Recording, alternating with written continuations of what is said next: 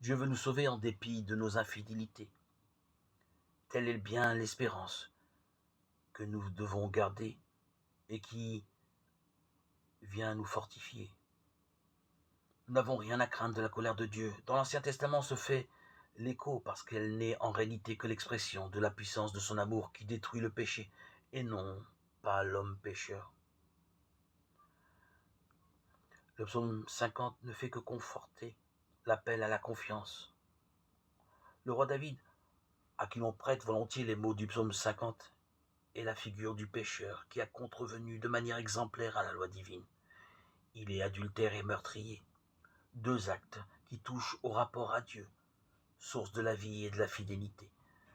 David est à la fois parfaitement conscient des actes qui posent, séduire la femme d'un de ses généraux et commanditer le meurtre de ce dernier. Il ne le fait pas par hasard. Et cependant, il est aveuglé car la tentation qui s'insinue dans le cœur paralyse la raison. Il faut le récit en parabole du prophète Nathan pour que les écailles lui tombent des yeux et qu'il se reconnaisse pour ce qu'il est, un pécheur. La force de David réside dans sa confiance illimitée. Non en lui-même, il a bien vu ses limites, mais en Dieu. Il a compris l'intention divine. Je pardonnerai leurs fautes, je ne me rappellerai plus leurs péchés. Jérémie 31-34.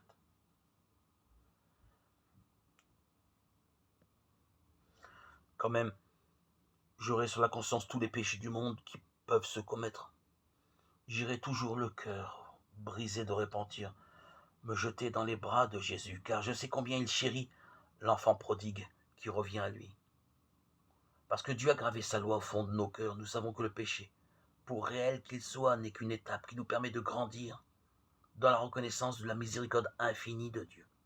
Se reconnaître pécheur, c'est dans le même mouvement reconnaître cette miséricorde, confesser cette miséricorde.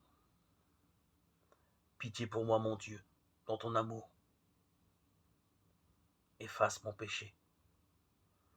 Lave-moi tout entier de ma faute.